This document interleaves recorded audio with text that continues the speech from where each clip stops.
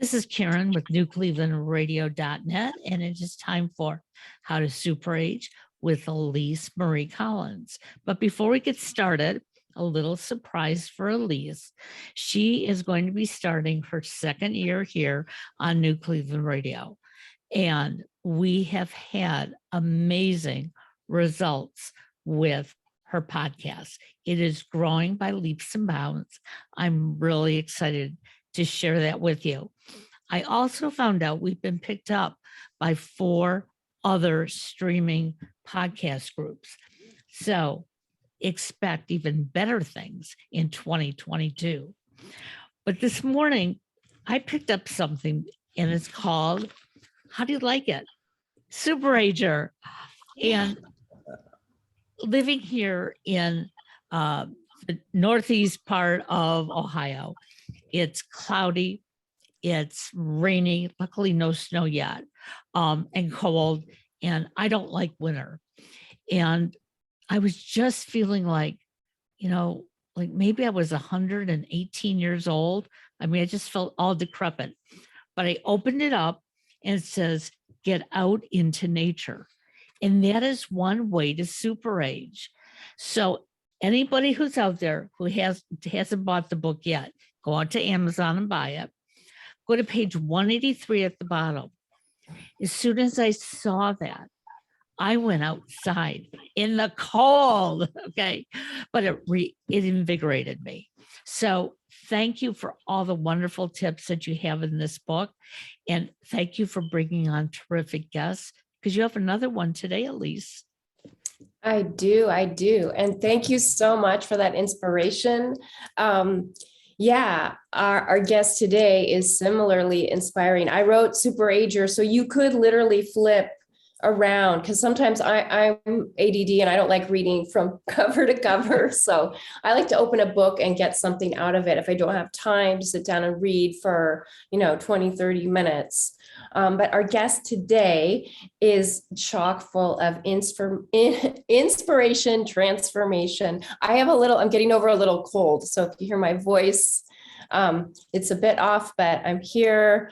And that's what super agers do. They just keep showing up, they persevere. And we're going to learn a lot about that from our guest today, because it's not even about, it's not only about being old, so to speak. I mean, that's part of it.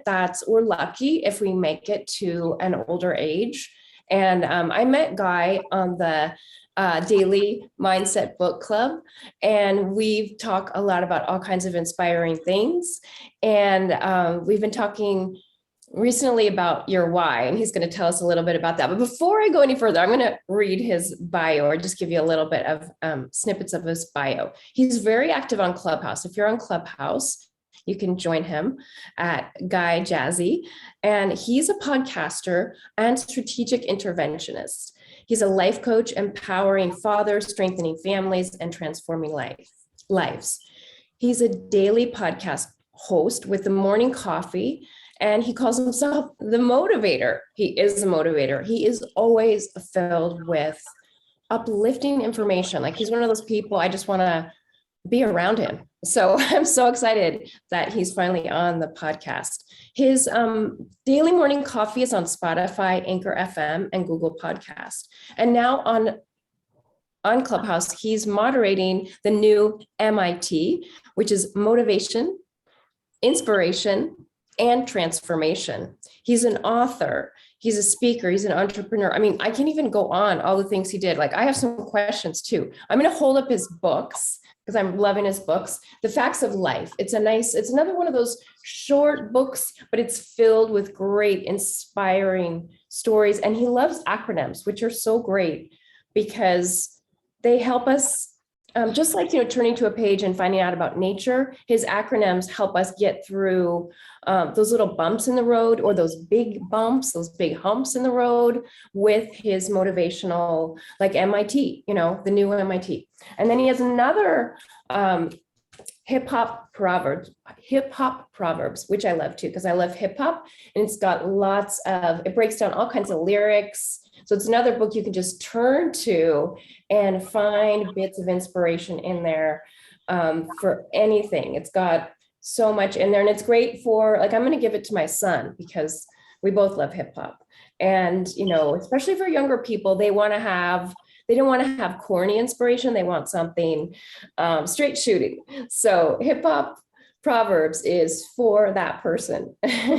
Even though we're recording this after the holidays where you might be giving gifts, it's Kwanzaa. Okay. It's Kwanzaa. You can give this as a Kwanzaa gift. If you're in the future, give it to someone as a gift for us, just a gift. Why not? So I am so excited to have you. And as soon as I call him Jazzy G, because he said that I could call him that. Yes. I know you've done so many things, like you've been a DJ, you're a producer, you're a break dancer, but you've also overcome so many obstacles. And today I heard you speaking on the book club, and you were telling a heartfelt story about your struggle with meningitis, which you talk about in your books. And I kind of forgot about that, because when I read that part of your book, it was you were going to be on the show before, so maybe like a month or so ago. And then it occurred to me when I was preparing for this interview, wait a minute, you were in a wheelchair at age 8, and then you became a break dancer. Like, tell us about how you did that mentally and physically. Well, first of all, I want to thank you and Karen for having me on your podcast today. But yes, when I was 8 years old, I got meningitis. It came from a family trip in the swimming pool, actually. And back then, you know, meningitis, there was no vaccine. So I was actually misdiagnosed in the beginning when my mother took me to the hospital. She took me to one hospital and they told her I simply had a cold. But I kept getting worse and worse. And what happened is it was literally crippling me because it was in my spine. And what happened is my mother just took me to another hospital. And that hospital, when the doctors started testing me, they said, well, they think I have meningitis. So they said, well, I have to get a spinal tap. And at the time, my grandmother, you know, because spinal taps have crippled a lot of people back then. So my grandmother was suggesting to my mother, don't let them give him a spinal tap because it may cripple him. But she allowed it to happen, and turned out I had meningitis. And what happened is meningitis ended up crippling me already. So it was like one of the things, like it was like a catch-22 that you know, the doctors were like, you know, it's already crippling him. If you don't get the spinal tap, we'll never know how to diagnose him, you know. But what happened is I had meningitis. It stripped me of everything. I had to literally learn how to walk, talk, eat, everything. I actually was in a plastic bubble for like 2.5 months. And when you came to visit me, you had to visit me with all scrubs on and stuff like that. And you couldn't come in the bubble. You could come in the room, but you couldn't come in the bubble. Only the doctors and nurses was allowed into the bubble. And I remember the lonely feeling that I had. And, you know, I was 8 years old. I was a little boy, you know. So I remember when I first came out of the bubble, I was in the children's ward and I was still in a wheelchair, so I couldn't walk. And I remember how they just, you know, I just feel full of life. You know, we used to have wheelchair chase on races up and down the hallway and everything. I mean, I just felt alive. And I think that being around people and other children, and even though we were sick and some of us were in wheelchairs also, it gave me that energy to move forward. And I was in rehabilitation for like a month and a half. So they had to teach me how to walk and, you know, move my body, and I couldn't even lift my head lift my arms above my head. So I had to learn how to do that. And it actually left a scar tissue on the right side of my brain. So I actually had a learning disorder growing up. But at the same time, my intellect side was affected, but the side of my brain that gives you all the the artist about you, you know, that artistic side about you, that flourished. So I learned how to play instruments at a young age. So I played the piano and the drums and the trumpet, and I taught myself the guitar, the xylophone, all those things on my own, saxophone. So at one at one end it hindered me, at another end it helped me. Because the funny thing, I was in actually when I got meningitis, I was skipped to the third grade. So actually what happened is I was in the hospital for so long, I fell behind. So I actually had to repeat the third grade.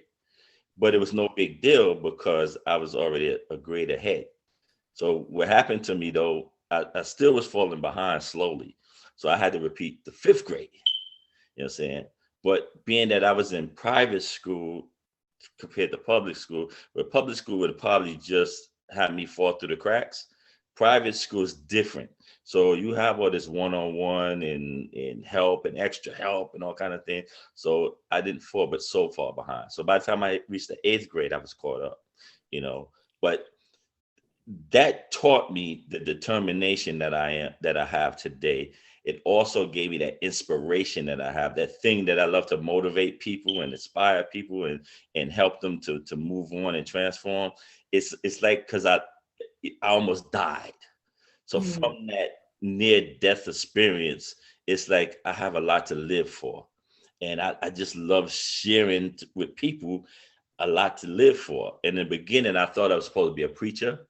So I did a lot of preaching and studying the Bible and Bible studies and things, which was cool and everything like that, because I still love that. But I learned as I got a little bit older, it's not the preaching thing that God wanted me here for. It was more to help uplift people, inspire people, and motivate them to help them find they true purpose. Like I have this gift of helping people with their blind spots. It help them see, what they don't see in their life, help them get off that stuck banner, that stuck platform. Because sometimes we get stuck and we celebrate getting stuck because we're so afraid to move forward. We celebrate being stuck. It's just I have this gift of helping people. Don't celebrate that. Celebrate what God gave you. Celebrate the gift, the talent, and abilities that God given you, so you can move forward and then help the next man. So basically, that's really was me. And because I came up in the first generation of hip hop, and Grandmaster Cass, one of the greatest rappers around, his quote is, "Hip hop didn't invent anything; it reinvented everything." Yeah. So us hip hop is truly that reinventors of everything. So I come up in that era of truly reinventing myself. So because that's what hip hop is all about. So through the years, even through some heartache, some pain, I was always given a chance to reinvent myself because of hip hop. And that's, that's what I write about, to try to give people that same motivation, inspiration, and transformation. But that's it, basically. I love that. And you mentioned you are really good at helping people find their blind spots. It's such a tricky area because, I mean, all of us, we're human. We have these blind spots. How do you do that? And how do you do it in a way that someone doesn't get defensive? Because that's so important to, I mean, I think aging is always about living your best life, because we're just going to continue and we're always going to be growing. But blind spots is a really good one. I don't even think I wrote about that. But how do you help people with their blind spots? Well, one, I have to, I get to know them a little bit about them, a little bit about their past. We don't dwell as a coach. You don't really dwell on a person's past, because that I'm not the therapist. I'm not the person to help them. I mean, that's what a therapist, psychologist, psychiatrist. Their job is to help heal your past. My job is to take you from where you are and take you into to your tomorrow, so to speak. So my slogan is, I take you from where you are and where you need to be. So one of the things that I have this insight where I can really see where people are being their authentic self and when they're trying to be someone else. I think that comes from me being in the entertainment business for so long. And so people put on masks, in the entertainment world for so long, I can kind of like strip that away from them. And as an interventionist, it's my job to actually to interfere and break patterns and pathologies that that they live by. Because some people say, oh, my grandfather did it this way, and my father did it that way. And you said, yeah, but how did it work for them? And how's that working for you now? So sometimes they don't have that awareness that it's not working. I don't care how long someone else did it and when they did it. This is a new time. This is time to break that pathology. Because they did it doesn't mean it was right. Because they did it doesn't mean it worked for them. They just got used to it. They didn't know anything else. Now here's something new for you. And for me, I grew up in a family that was I'm the youngest of 6. And my older brothers and sisters, it was a lot for them, and they came up in a time where it was like a lot of difficulty. So my 5 siblings, they battled with alcohol, drugs, and things like that. So by me seeing that, it helped me to, make that choice. So I never drank alcohol in my life. I never smoked a cigarette. I never took any kind of drugs, any of those things. Now, the 2 times that I had a drink in my life were both by accident. I ordered a virgin pina colada, and they brought me back a pina colada with alcohol in it. And I took some sips of it, and I was like, okay, this doesn't taste right. Come to find out, it had alcohol in it. Same thing, I ordered a iced tea. The bartender thought I said Long Island iced tea. I took a couple of sips of that, and then, I said, oh, no, this is alcohol in this.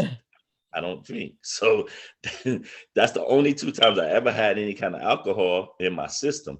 But again, and I never even tried doing drugs, marijuana, nothing, what I'm saying? Because I saw, my siblings struggle. Like my oldest brother, I literally saw him overdose on heroin, you know what I'm saying? So, and be brought back to life, just so happened our neighbor was a nurse. So when my other brother went downstairs and go get her, he revised him and everything. But I just witnessing that, it consciously made me say to myself, no, I would never do that. I would never try a drug. I would never try these things, because I learned from their experience.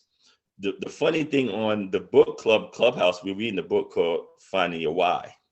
And that was one of the things I spoke on today, is that we often say experience is the best teacher. Now, that's a true statement. Experience is the best teacher, but it's someone else's experience that's the best teacher, not our own.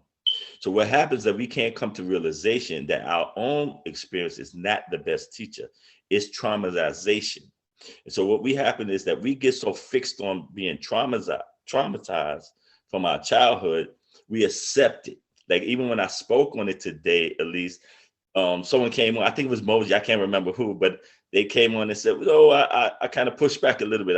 I think our own experience is the best teacher, but that's because we're so used to it. So we think our own experience is the best teacher, because we feel that if I'm not traumatized, it can't be right for me. But that's not reality. That's not the realness of it. That's just, we just fixate in it. The true learning experience is someone else's experience. And the funny thing that she said exactly, she put my point as she went on, and she said, well, because she was someone that was, she's a lesbian woman that was in the closet for so long and then came out. And she said, well, I feel my duty now is to teach other young women to come out and be themselves. Well, you prove my point. Someone else's experience is the best teacher. So if you show somebody else that you went through some trauma, now take my trauma and learn from it and come out that again. She proved my point. So I was kind of like laughing to myself when she was speaking, because the truth of the matter is the best teacher is someone else's experience. There's an old saying that says, any fool can learn from its own mistake, but it takes a wise man to learn from the mistakes of others. That's the truth about experience in life and knowing what your why is. Guy, as I'm listening to you, you are delivering the message of New Cleveland Radio. And that was one of the main reasons that I connected with Elise, because, sometimes people say, I don't want to listen to your story because, it may affect me. Well, yeah, we wanted to affect you. Okay. Exactly. Because, I can go on day in and day out, like you said, and do the same things over and over again and think I'm doing the right things. But when I listen to your story, I listen to Elise, I listen to somebody else, it's like, you know what? I do that. Why do I do it? Mhm. Is it good for me? And if it is, that's great. If it's not, now I can see how I can make a change. So I love what you're talking about. I love what you're doing, because that is the inspiration we all need to move forward. Yes. What happens is, not to knock our parents, but our parents actually pass down their past traumas onto us.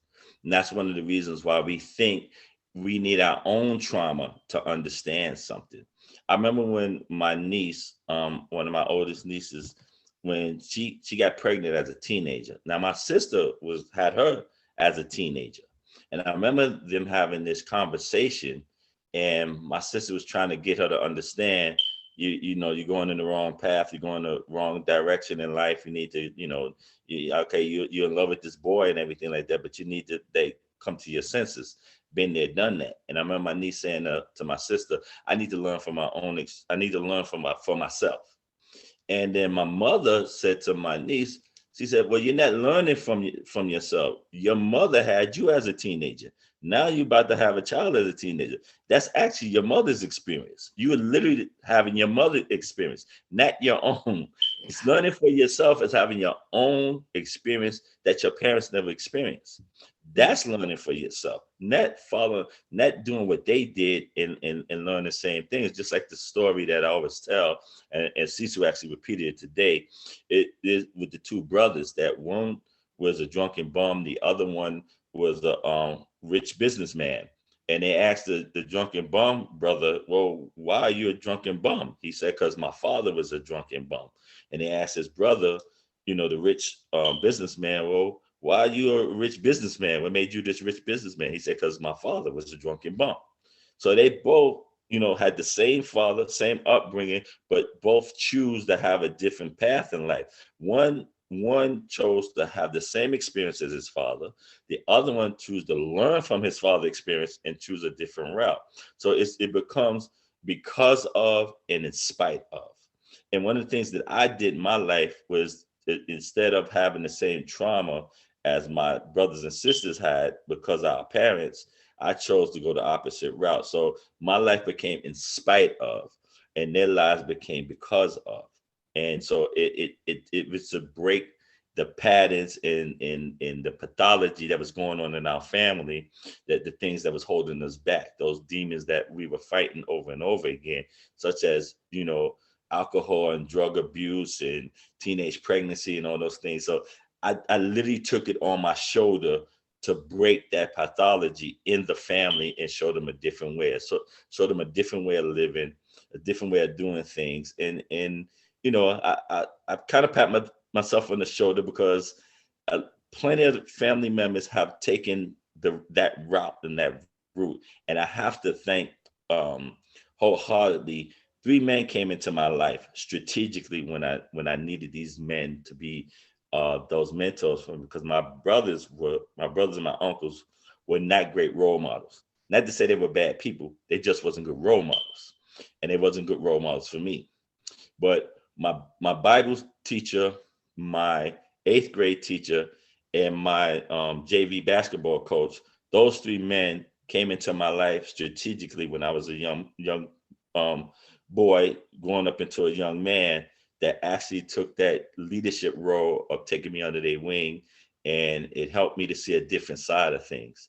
And from those 3 men, I truly learned how to what it is to be to have tenacity, and to have respect, self-respect, and also how to overcome my my traumas without letting my traumas override my my knowledge. And that's what we do Planet. We lost your sound. We lost, can you Yeah, we lost your say sound. something? So it's check if we can hear you. I mean, it might be just the connection if you just. Yeah. Oh, yeah. Yeah, there you go. There you go. I think Okay. I think we just lost you because you froze for a second and then the sound went out. So Oh, it was okay. okay. You just froze momentarily, but we could still hear you. Oh, y'all can still hear me. Oh, cool. No, now we can hear you. Yeah. I wanted to say something about the stories because what everybody has been talking about and what I know to be true, that stories affect our brain in a different way. And Yes. I think it's the stories we tell ourselves. I think that's a lot. I think there's a trauma expert that even says this, like we just have to let go of that story because we get so like almost in love with our own trauma stories. It's like, and then we just keep like repatterning them. That's what I hear you saying. Yes. And then what I hear your mentors help you with is that they help you change the story. Yes. Because those are the daily thoughts that we have, the daily thoughts that are going through our head. Is it going to be, am I going to be the drunken bum or going to be the rich businessman? And whatever it is you choose, but we have to tell those stories and we have to start somewhere and just start like every day until that we don't even notice, they become unconscious. Yeah, it's our stories that keep us where we are or take us to the next stage. It's like, say, those who want to lose weight, over and over again, we would make a New Year's resolution. Like there's going to be hundreds of thousands of people Friday night going to make a New Year's resolution to lose weight. Okay. But the story that they've been telling themselves over and over again is what's going to make the difference between them losing that weight and getting healthy and whatever that may be, because the resolution in itself is not going to solve them.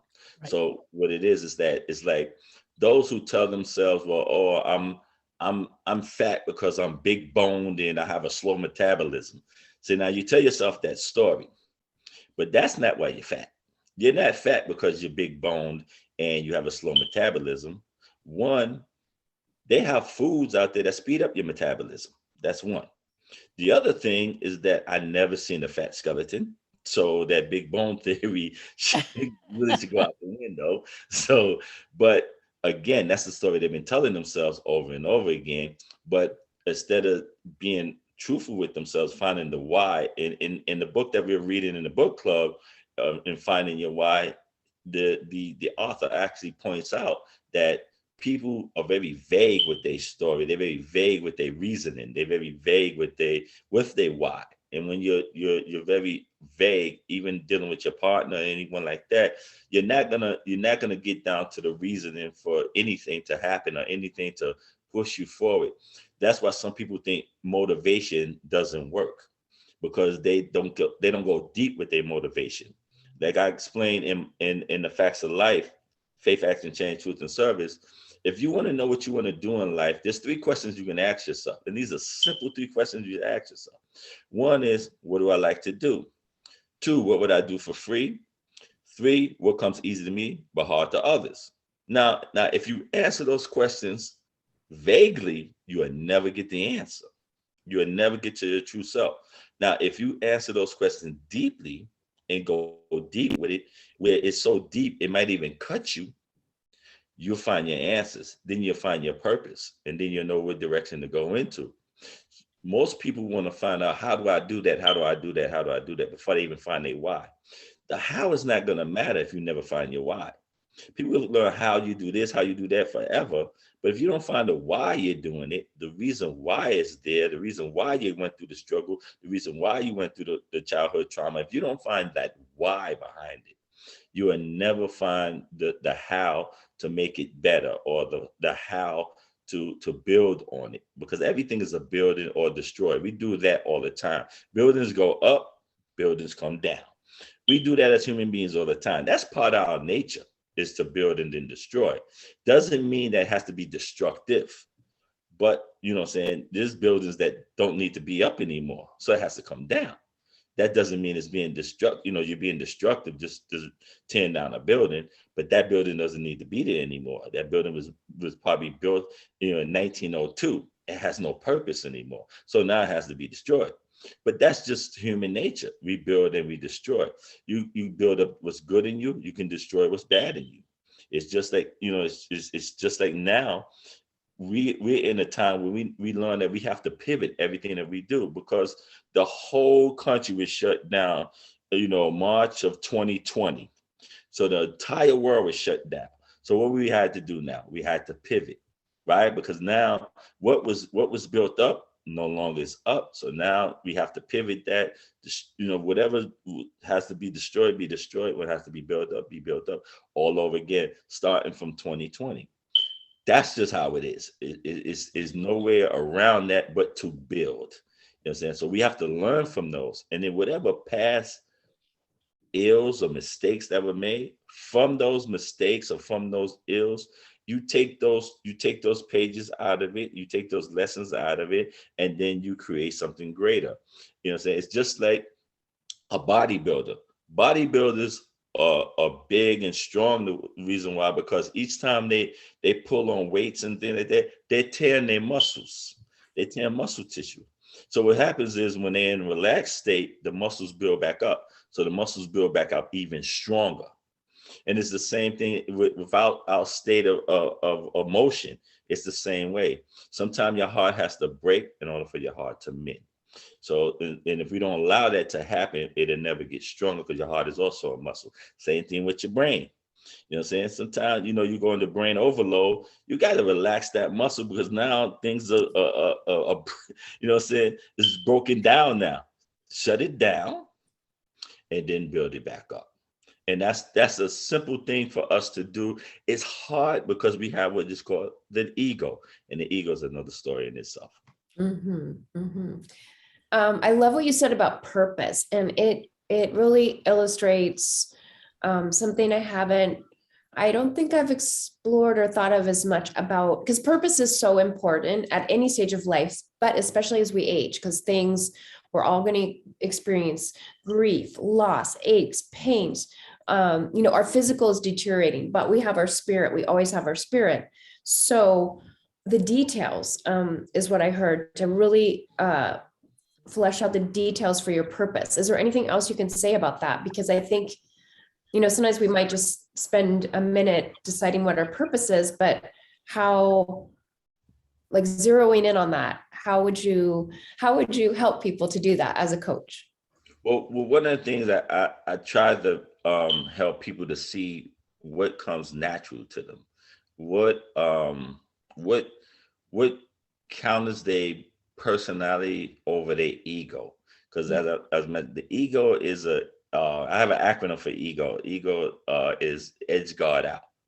Because the thing about ego is that we tend to look at the ego as something that is just that is our super, this super hyper, thing that thinks I'm better than the rest. And that's not just the ego. Now that is an ego, but that's not the only ego. What happens is our ego is developed at a very early age. It's developed when we're 2 years old. That's why toddlers are called the terrible twos. When they're 2 years old, it's called the terrible twos. It's called the terrible twos because what is happening is that toddler now is developing their ego. That's why they go through stages of tantrums, crying, yelling. Sometimes they laugh a lot. Sometimes they're angry. They go through a whole lot of different things as a toddler. They go through the selfish thing, mine. You know what I'm saying? That's the control. We call them control freaks later on. But what it is, they try to find which one at 2 years old. They're trying to find which one is going to suit them, which one is that the parents are going to grab onto and give them the most attention for. So they go through trials and errors. You know what I'm saying? So they either go through a tantrum, or they angry all the time, or they jokesting all the time, or they crying all the time. That's because they're trying to find which one gives the most attention. So once they find that, so by the time they're 3.5 years old, going on to 4, before they start school, that's the one they latch on to. So they become that person, and they're amongst other kids. So they try it out on other kids. Okay. Mm-hmm. So whatever the community holds on to, that's what they becomes. So by the time they're 13 years old now, this is what they've been doing. So it's been developing. It's in the stage process. And then now when they become that adolescent and now they're 13, actually, that's when you're setting your ways. We often say old people are setting their ways. you're actually setting your ways at 13 years old. That's why when you between the age of 13 and 16, that's the most trouble you get in with your parents. That's the most knocking the heads you have with your parents, because your ego is now telling you they don't know what they're talking about. Stick with me. I'm the one that's there for you. And what happens is your parents is like, hey, I birthed you, raised you. Hey, you know what I'm saying? You don't tell me what to do, or you do what I say. So now it's the knock of heads. So whatever that ego that you allow to be forward for you, we call it now a personality. So if it's a person that cry all the time, we call them the crybaby. Oh, that's just how Tanya is. You know what I'm saying? And then, George, that's all, George, he's always angry. That's how George is. See, that's the personality we give them. So now from the age of 13, 16, you had battles with your parents. So now if you survive that, which you didn't get put out or something like that, or taken out of here, this is what you grab onto in school. So now you in those years of you're in the 9th to 12th grade. That's you now. That's you. This is your shield. That ego becomes your shield. Okay. So now when you graduate from high school and now you're going into college, now you wear that same ego like a suit. See, now it's like you dress it up and it becomes part of your what is called fancy. So you become that person. So it rolls with you all the way through. So our brains are not fully developed until we're 25. So what happens is now that our brain is fully developed at 25 years and we have that ego now, that ego speaks for us. So that's what happens to us. Whatever that ego that we develop, it speaks for us. It becomes our spokesperson. So now this is who we are. And we believe time and time again who we are. Sometimes it works for us. Sometimes it doesn't. Most of the time it doesn't. And the reason why most people don't find their true purpose is because they have found their ego and they allow their ego to speak for them. They found their ego to represent them. They allow their ego to be them. So they find themselves at a job that they hate. Yeah. They find themselves living somewhere they don't want to live with. They find themselves being with a mate that they don't want to be with. Because of all those things, they allow their ego to represent them and tell them this is who they are. This is what they're going to get. You may not find no better, or you never become loyal because you say there's always something better, but you never know what's better because you allow your ego to represent you each and every time. And once you learn to control your ego, push it to the side, cage it, box it, whatever you do to it. When you start allowing yourself to do that, you start finding your true self. That's one of the things I help to deal with my clients is I help them strip their ego from them. Once I show them how to strip their ego from themselves, then they learn how to become their true self. And that's when they truly find a true purpose. I love that because you spoke to all the generations there. And I think I learned so much from that because I have a 22-year-old. I kind of knew that his brain wasn't fully developed, but I'm not sure. He's a pretty good kid, but also I see younger people struggling, and especially today, there's so much pressure during the pandemic and just in general, there's a lot more pressure on younger people. And when you talk about that ego versus true self, like that totally makes sense because I think as we get older, we start to get more connected because we've just had all this time in being who we are to get connected to that true self. We can't deny it. And right. If we do, I don't know, we probably need an interventionist. Right? We've had some problems, you know what I'm saying? Yeah. So for the young people, because sometimes I just feel like I'm saying to my son, I didn't really realize what I was saying. Like, I just keep thinking like, be your true self, But I try to say, do what makes you happy, but sometimes I feel like he just goes, okay, mom, mom's telling me to be, but now I understand on a different level. Like I'm really just telling him to let go of his ego. And I don't know, I just got it in a different level. So I think it's really powerful in different stages of life. the ego's bigger when we're younger, and then it does start to fade away. And in a good thing, like that's why sometimes the older people and the younger people get along really well, because the older people aren't going to like get sucked in by the, really the ego of the younger people. They'll be like, yeah. So, yeah. Any more? I'm just amazed with this whole conversation, and I'd love to, have Guy back on again, because a lot of the things that you're talking about, sometimes we have to hear it more than once. Okay. It's like, well, of course I'm right. Well, no, you're not right. But you got to hear it over and over again so that you can decide. One of the other shows we do on New Cleveland Radio is called the Intentionality Gurus, and she is a personal coach. Right. And in the last 4 years that she's been on, I have changed tremendously, not because she told me to change, but the things that we've talked about that I've realized, why do I do that? Why do I say that? And I've had to, step back and go, yeah, I'm doing it because my mother did it, or I do it because, maybe Elise does it and I like how she does it, but that's Elise and I'm Karen. Right. And when you go through this, that's when you start to understand, you know what? It's about me being authentic. And when I can be authentic, that's when I'm my happiest. Yeah, because our authentic self can be scary. Yeah. To our own self. It's really scary because, again, you had your ego represent you for so long. When you find your authentic self, you like, oh, wow. It's just like stripping away an onion. And the more you strip away an onion, the more it makes you want to cry. Right, exactly.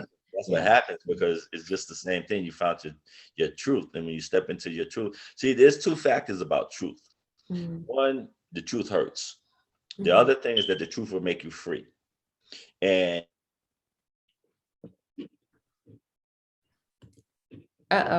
we lost your audio. Yeah. Truth will set you free, and then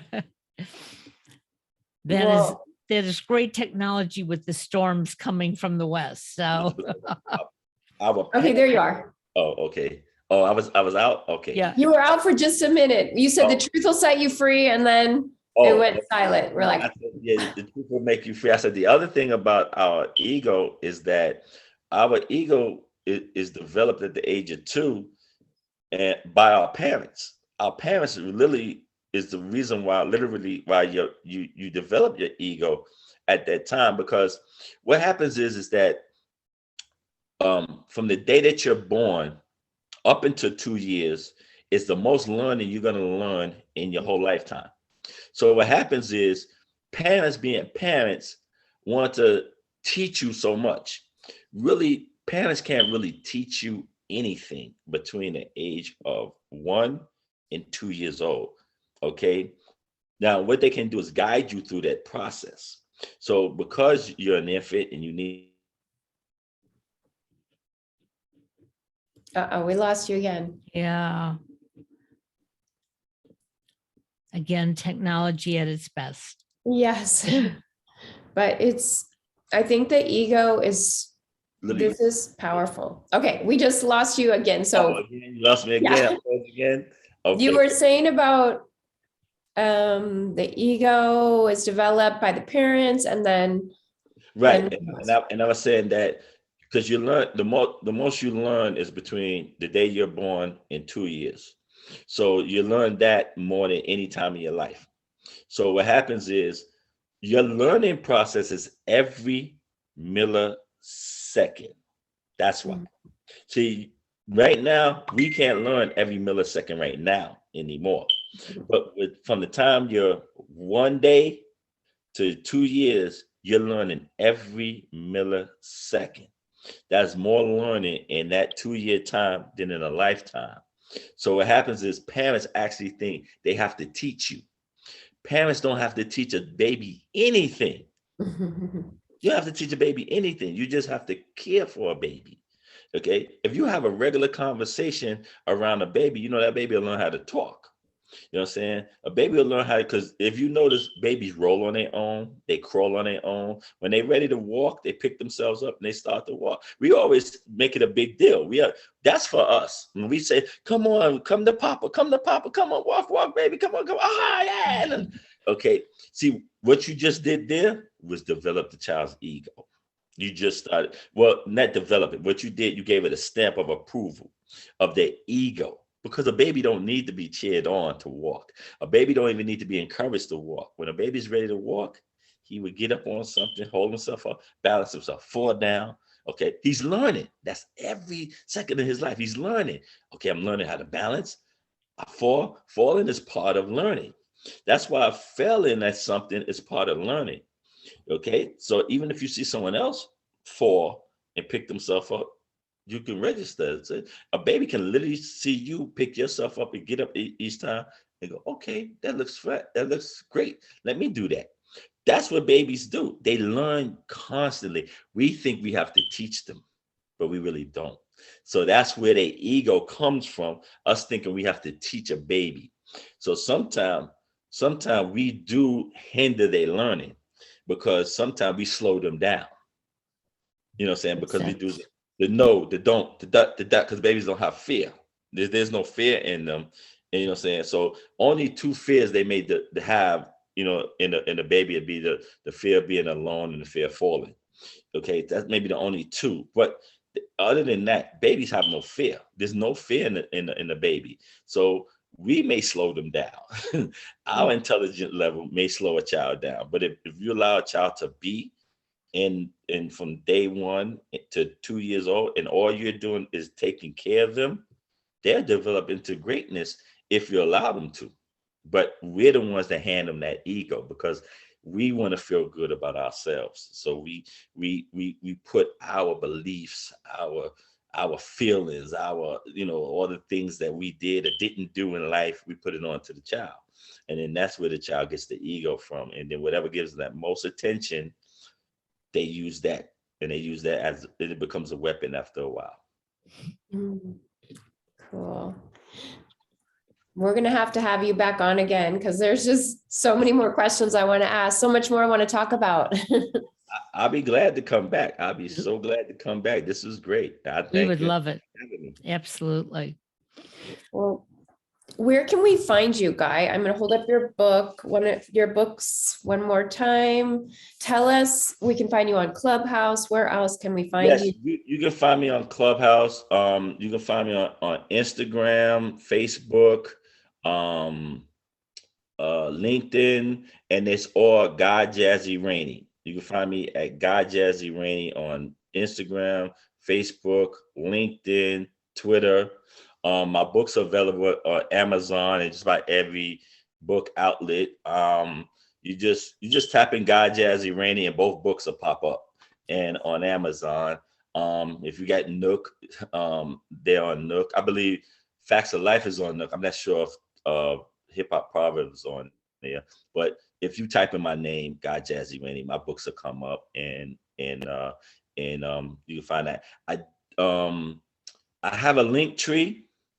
So you can also find me in my link tree, and that's Guy Jazzy Rainey also. So anything you're looking for me, just type in Guy Jazzy Rainey, GUY JZZY RAINEY, and you'll find me in it'll tell you what I'm up to, what I'm doing, where I'm at. My podcast, the Morning Coffee with the Motivated Jazzy G, that comes on Spotify every day. Right now is season 1. It's in the best of. So if you look for it, you listen to the best of shows. The new season 2 of A Morning Coffee with the Motivated Jazzy G will be, its first show will air the 24th of January. So yeah, so you can look for the new shows on the 24th of January. So I'm going to be launching a brand new show. And this time I'm going to have my daughter, Gaia, is actually going to be my co-host. Oh, Love it. exciting. This season, yes. Yes. He's gonna be my Yeah. co-host. So I'm gonna have a little millennial on the show each day to give their millennial point of view on things. So it's gonna be great. She's like a mini me, so it's gonna be great. So she's gonna be joining me. It took some time to convince her to do this, so but she's ready, and I saw her being serious because she listened to a lot of podcasts now. So I said, okay, she's serious about it. So it's all good. And I'm excited. I'm excited to have my daughter with me. So we have like a father-daughter type of thing. So each, not just my generation, but her generation too, can get this and understand. And that's one of the reasons why Anthony and I did write the hip hop proverbs, because, I myself being a DJ, he was my MC back in the day. We grew up together, the teenagers, back in the day in Harlem.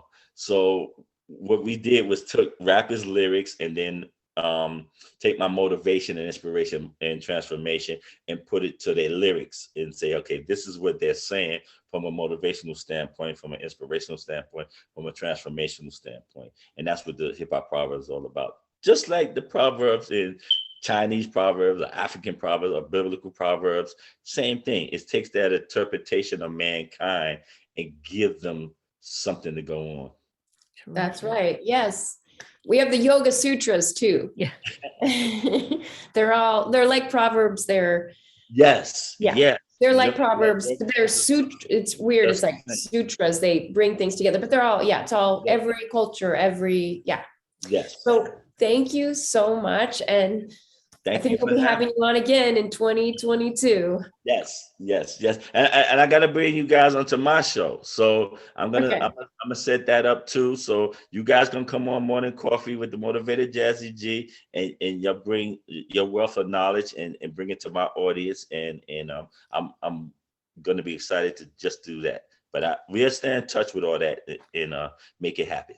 How wonderful. Thank you so much from the bottom of my heart. Everyone have a wonderful new year. Please be safe. 2022 is going to be a great podcasting year. Yes. Have a good one, everyone. Bye-bye. Bye. Thank you. Thank you.